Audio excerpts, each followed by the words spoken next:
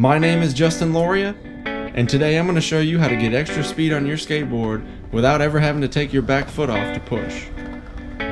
The technique is called pumping, and you can use it anytime the angle of the ground changes. When you pump correctly, it will increase the amount of speed you gain from going downhill and decrease the amount of speed you lose from going uphill. First, let's look at pumping down a flat ramp. Make sure that you're already comfortable just rolling down the ramp normally, because this technique is going to give you a boost and you need to be able to handle that extra speed. Roll up to the top of the ramp with your legs only slightly bent. You're going to bend your legs in a second, so don't crouch down too much. Once you're on the ramp going downhill, bend your knees so you do a squat on the ramp. When you do this, you should feel yourself accelerate a little faster than usual.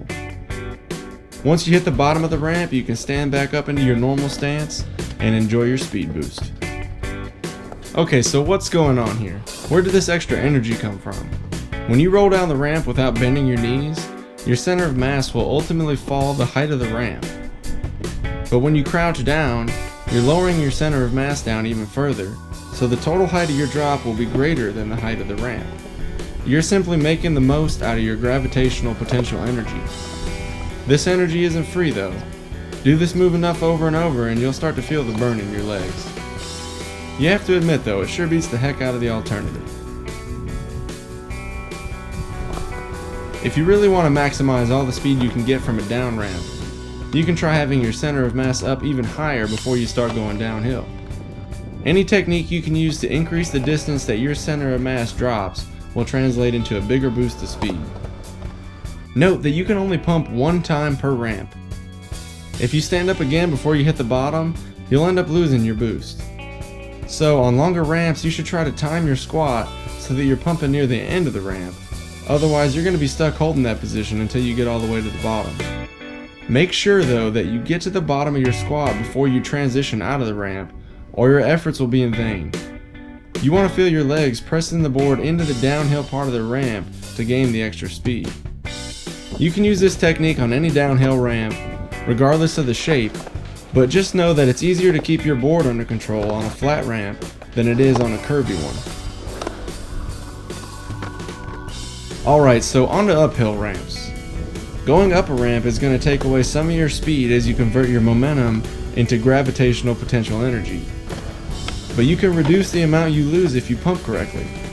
To pump on an uphill ramp, you're going to be using your legs again to jump off the flat ground at the bottom up to the top of the ramp, rather than using your sideways momentum to carry you up.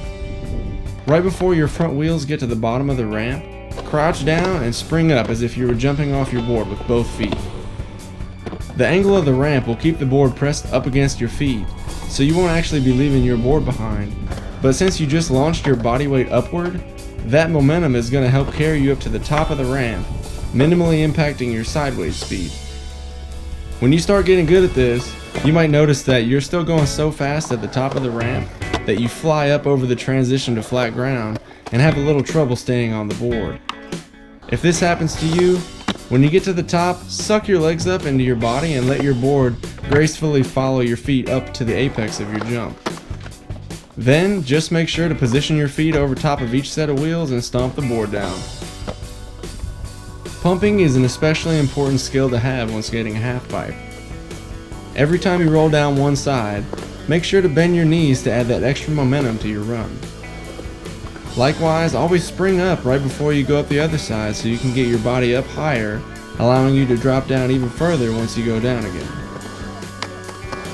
Once you start rolling back and forth on a half pipe, you should never have to take your feet off to push, and you should still be able to get up to the top of both sides just using pumping.